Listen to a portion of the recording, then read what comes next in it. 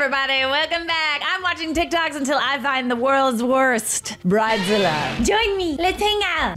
The story time of the worst bride that I've ever encountered. I'm a wedding videographer, if you don't know me. This bride kept asking for add-ons and discounts and like impossible things like, I don't really like your editing style, so could you change it to fit so-and-so's editing style? Well then go and hire so-and-so. If you don't like somebody's editing style, hire the person that you like.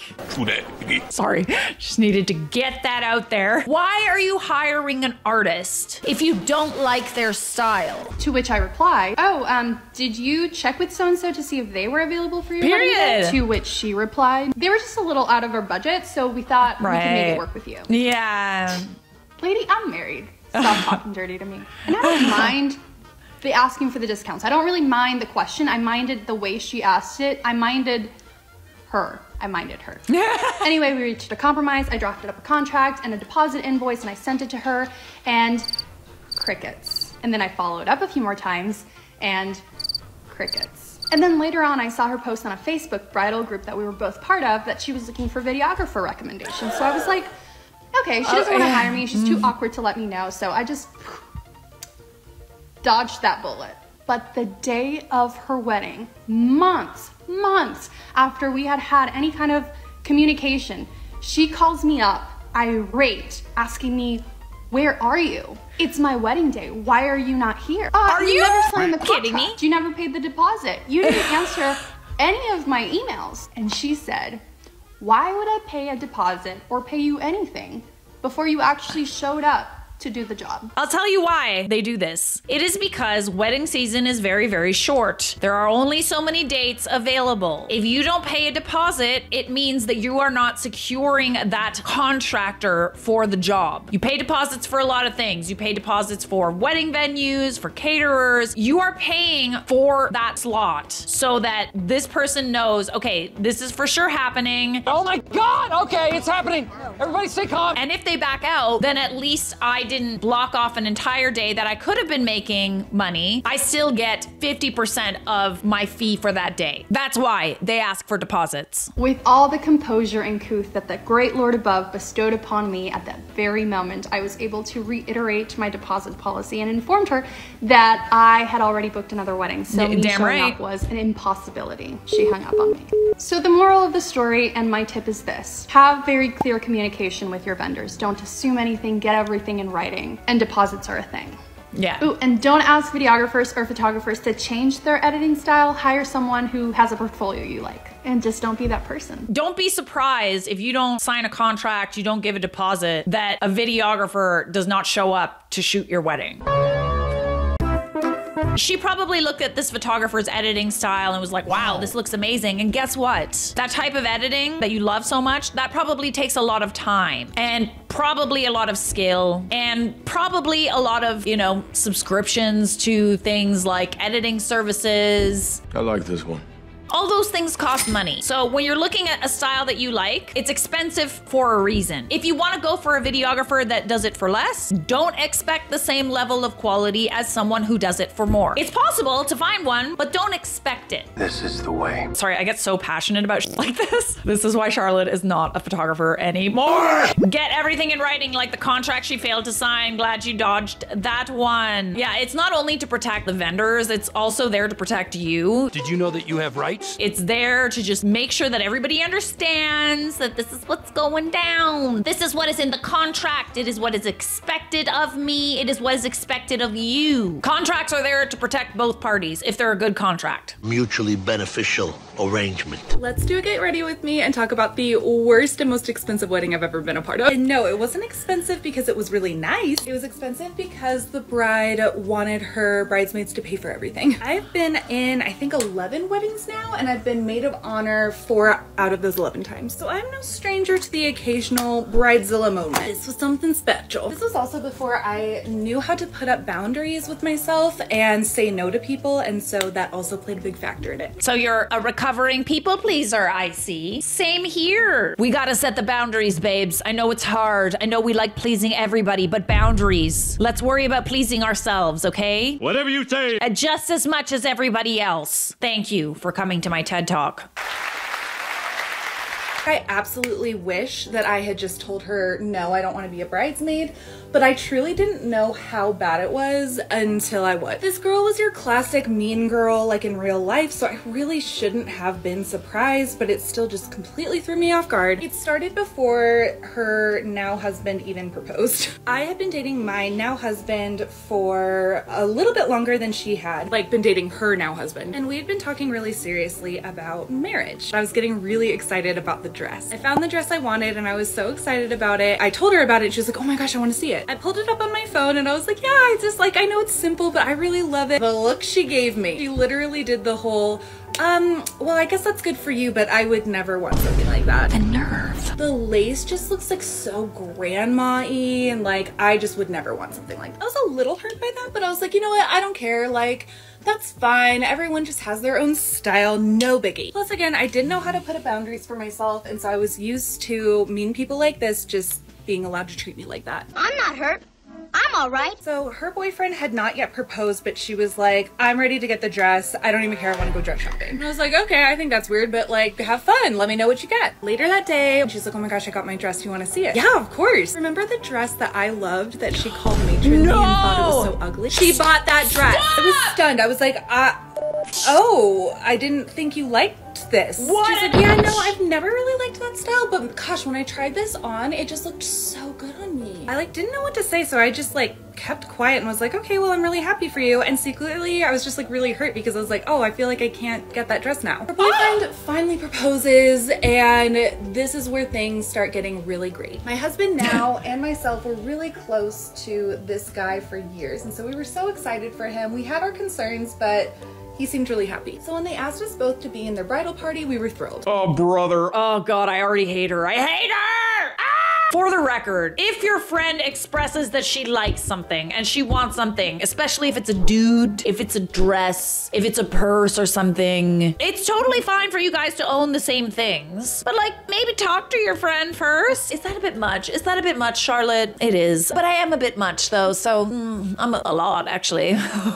Tell me honestly, okay, if you tell your friend that you really like a dress and she says, Oh, that's so ugly. Oh, I hate that. Oh, God. and then she goes and buys that dress before you can, wears it before you do, that wouldn't piss you off just a little bit? That wouldn't upset you? You're lying. You're lying to me. Liar! Starts talking to me about the date, and she's like, yeah, I'm trying to figure out what date we should have. And she asks me like, do you have a date in mind? Because again, my boyfriend and I were talking pretty seriously about getting married. I mentioned that June either 21st or 22nd was probably going to be our date. No, she took your To date. get married in June because She of took your date. 7 brothers, and June 21st, 22nd is when we started dating, when we were in high school together, and I just thought that would be really sweet. Again, she kind of mocks the decision and says, oh wow, yeah, I would never want to get married in June, just I feel like it'll be too hot, blah, blah, blah. And I was like, oh yeah, no, I totally understand. You should pick whatever date you feel most comfortable with. We get our invites, and lo and behold, June 22nd. Again, super weird, and I don't know how to stick up for myself, so I was just like, okay, this is great. The dresses she wanted us all to buy, like, I don't mind paying for my own bridesmaid dress because they were more expensive than pretty much any other bridesmaid's dress I've ever bought. And they were giving everybody rashes, which her future sister-in-laws mentioned like, hey, this might not be the greatest thing, like we've tried it on and gave us a rash. She doesn't budge and said it's fine, everyone still get them. So then I just ask her about hair and makeup and like what, you know, if she has an idea for like hair or if she cares, whatever. She literally said, I want everyone to have their hair up because I want to have the prettiest hair on my wedding day. I'm like, oh yeah, okay, that's okay. But she kept harping on that, like she didn't want anyone to look beautiful on her wedding day, and I was like, okay. Then the bridal shower comes around and she sends out this message to all of us saying, guys, I really don't understand why you haven't pitched in for this. I was like, oh, I didn't know we were supposed to. She created this whole sob story where she was having to pay for everything herself, and we're like, oh my gosh, yeah, of course, like we'll do whatever we can. Come to find out, her in-laws paid for the whole thing. They like threw her this amazing bridal shower, paid for all the food, all the decorations, all of the favors, all of the games, all of it. And I was like, I'm so confused why we like pitched in for this. You lying. So then she sends out another message saying like, guys, I'm having to pay for all of the wedding stuff myself. I can't afford any of it. By this point, I'm wising up and I'm like, and also I'm running out of money. So I was like, hey, like, I'm so sorry. I don't have anything more I can give you. She was pissed, but like, I didn't know what else to do. Found out later she used all that money to just go on a little mini shopping spree for herself. Okay, this one is triggering me. Like, I'm triggered. I just feel like she's hella jealous of you, babes, because you're gorgeous. Either she can't think for herself and she relies heavily on your opinion, or she's literally taking your dress idea, your wedding date, to be spiteful. Either way, I don't love this. Bridesmaids have paid for our entire outfits. We've paid now for her bridal shower, and now we've even paid for part of her wedding. None of which actually went to those things. She just wanted to be able to shop. Tells us up front that she expects us to have multiple presents for her bachelorette party, and so I'll provide food. I did, because I didn't know what else to do. So by this point, I've already spent way more than I ever had for any other wedding and any wedding since. The bachelorette party, like the week before, she says, oh, by the way, everyone needs to pay to get their hair and makeup done. I was like, I literally can't pay for that. I'm out of here, okay? I'm out of here. I wanted very specific nails, hair, makeup, outfits, but I was like, look, I promise, like, my hair will still be up, like, I can do everything you want me to do. Everything? Everything. The whole time getting ready the day of the wedding, she was just like in such a pissy mood. You'd never think this was her wedding day.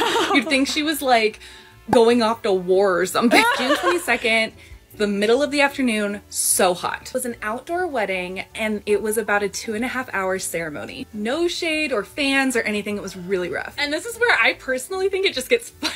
This one I'm like, oh my gosh, this is ridiculous. We see one of her bridesmaids, I think it was her cousin, starting to like sway back and forth. And everyone's like, oh my God, like she's about to pass out. Some people who are in the front row, super smart, they're like, hey hun, like come sit down really quick, it'll be fine. This girl turns around in the middle of the ceremony and glares at her like the worst glare I've ever seen. We were all ready to pass out by the end of this. It was so uncomfortable. But afterwards, when we walk back, the bride literally pulls her cousin aside and starts screaming at her, talking about how she ruined her wedding. Why couldn't you just keep it together? This is my day. And I was like, I just can't anymore. Like, this is ridiculous. The toasts were really satisfying because it was so petty, dude. All the speeches were like, groom, like you have made such an impact in my life. I'm so happy for you. Thank you for being the person you are. And then they'd be like, and bride, well, I never really got along with you, but this guy's really great, so I hope you treat him well. Like all of them were like, side note, I got so many compliments on my hair that day. Like, yes, I did it myself. All the bridesmaids were like, yeah, we kind of wish you had done our hair too. It was just, it was crazy. I don't talk to her anymore. Hopefully she's chilled out and whatever. Fortunately, I still love weddings, so that didn't dampen it for me. All right, we gotta chat. We gotta chat. Come here, closer. I know you're a people pleaser. I know you like to make everybody happy. Who, me? But the thing is, when you try to people please people who take advantage of you, you are not pleasing yourself. You are putting others' needs before your own mental health. Be prepared when you recover from the people pleasing disease that you will lose friends. Your circle will miraculously get smaller because you have started to have boundaries. But just remember, the people that have a problem pushing your boundaries are not your friends. So as long as you're fine with cutting out the people that hurt you and take advantage of you, let's go down our path of people-pleasing recovery. It's a journey, really, but we'll get there eventually. That one was pretty bad, especially because this girl was so unbelievably lovely. I can relate to her a lot. I definitely understand where she's coming from, but we're just getting started, baby. We ain't finished yet. Listen, I know y'all hate videos of people doing makeup and explaining things, but like this seems to be like the norm on TikTok. Really don't care. Story time on my worst bride ever. Hi, I'm Julie. I'm a South Florida makeup artist. So it all started when we were texting about the information for the wedding, and I already had a weird vibe because she was being super dry, and usually brides are super excited. She also messaged me 2 months before her wedding, and that is super last minute, but I was available, so I took it. Then about a week before the wedding, instead of 9 girls that she said that she only had 7, and I was like, okay, I'm still gonna block my entire day for that because that's a lot of glam. I think you can see where this is going. So I asked her for the address because she had never sent it to me, and this was the day before. Again, super dry. The day finally comes and I was bringing my assistant because I had a lot of glam and not so much time. She decided to let me know the day before that we only had 4 hours for 7 people. No. So I show up the day of, and I thought the directions were kind of self-explanatory because all she did was send me the address. So I get there, and I wasn't sure where the bridal suite or anything was, so I called her. I'm like, good morning, how are you? She's like, good. Someone's almost there. And I was like, okay, maybe she's just tired, it's early in the morning. And then somebody shows up. It happened to be the bride, but I didn't know it was her. And when I tell you, she was literally just standing there. And I was like, hi, how are you? Do you know where the bridal suite is? She's like, I'm waiting for the key. I was like, okay. And I was ready to complain to the establishment because I thought she worked there. So then she follows us to the bridal suite and then just sits down in the chair. When I tell you, the room was silent. You could hear a pin drop, and I was like, okay. So I was like, oh, are you the bridesmaid? Are you the sister? She's like, I'm the bride. So my assistant and I look at each other and we're like, we're in for it today. So as we're setting up, she is literally just staring at us, and it was so silent. It was so awkward. Oh, so God. Like, oh, can you put some music on? To my assistant. Oh, God. Listen, not everybody is bubbly, but it's your wedding day. Aren't you just a little bit happy? Did she not want to get married? I can't really understand why you wouldn't be excited to plan anything or talk to vendors or talk about your wedding unless you were not happy to get married. Marriage is hard. Everyone is saying maybe it could be an arranged marriage. Okay, that info was not shared, so we're not going to assume. We were trying to make small talk, and she was just short answering us the entire time. Mind you, I'm used to having a million girls in a room. They're like, you want some champagne? You want this? You want that? No, she was just like this. So anyways, I start to glam her, even though I like to do the bride towards the end. She didn't listen to any of my instructions, but oh well. Again, trying to make small talk. Nothing's there. It's literally me, my assistant, and her, and that's it. I was getting close to finishing her makeup, and I was like, okay, the next girl needs to come. We're on a time crunch. Like, I'm doing 7 girls, and I only have 4 hours. And then she goes, oh, don't worry. You're only doing 5 people. When I tell you, I definitely learned from this mistake. I didn't have a contract then, so oh no, yeah. bestie. And I was like, oh, I was expecting 7 people. That's why I brought my assistant. Yeah, you I probably still have paid to her too. Pay her. Yeah. And you know, I'm expecting a certain amount of money here. Like, this is my job. Yeah. And I was like, all right, whatever. I guess even if I had 5 people, it would take most of the day anyways. So the next person comes, it's fine. There's a little bit of a language barrier, which is fine, but they didn't even come with pictures, which made it super complicated because they were super picky at the same time. It's okay to be picky because I'm picky, but if you're picky and there's a language barrier, I need some kind of photo. So I end up doing the makeup. Everyone's kind of fine. They're just a little bit picky. And then I sit down and I'm waiting for the second to last person, as I thought. So as I'm waiting, and I'm waiting like 15 minutes, and I'm like, hey, we're on a time crunch. Where's the next person? I'm not going to be able to finish on time. And she goes, oh, you only have 1 person. So we're only doing 4 people today. The other girl decided to get her makeup done at the hair salon instead. When I tell you... You wanna fight? I tried not to flip a switch because I literally just wanted to get out of there. But then the one person that didn't want their makeup done was asking me to do winged liner and eyelashes, and no. No, you're unless not paying her. This is my job, J-O-B. The girl had a problem with paying, but anyways, the mom of the bride comes, again, language barrier, very picky, has a mirror in front of her face the entire time, is so picky, and criticizing everything in another language. And then I finished, and then I ran out of there and blocked all their numbers, because... I'm sorry, you could look at this girl. Look at her makeup. Look at her lashes. Look at her face. Seamless, gorgeous, gorgeous makeup. And you're gonna tell this girl how to do makeup? Look at those lashes! Give me those! Give me! Your wish is granted. Yep, that's why I make them pay an additional assistant fee and I make them pay half up front. I learned a long time ago too, boo. This is why they ask for half up front.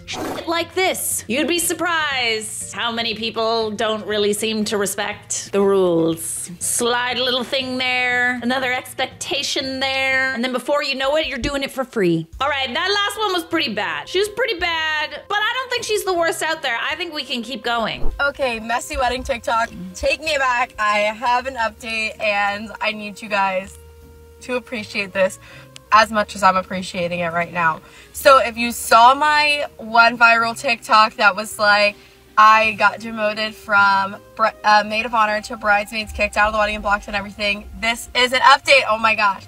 So her bachelorette party's this weekend and I just got sent a text that this is what's on her story. Thankful for my friends who spent $1,000 to be at my batch and they got you balloons. I am dead. And her friend, hang on, her friend posted this too. I'm covering the name with my eye, but it said blank made us pay 1K LMFAO. Oh my gosh. So while I do find this hilarious, I have to say I'm slightly confused because you did switch locations and you did drive somewhere to save money on the flight cost, which was $400 to $500. So like you literally cut off $400 to $500. So yeah, you can make a joke because people aren't going to spend $1,000 because you switched locations. When I was in the wedding before you kicked me out, you were wanting to fly somewhere where flights were $400 to $500. Like you were asking people to spend that amount of money, and your joke is just invalid. Like because you switched locations, so you proved my point. I think the Zilla in this girl's story was not the worst I've seen ever, but by far the worst I've seen today, which means we're just gonna have to keep looking. Subscribe!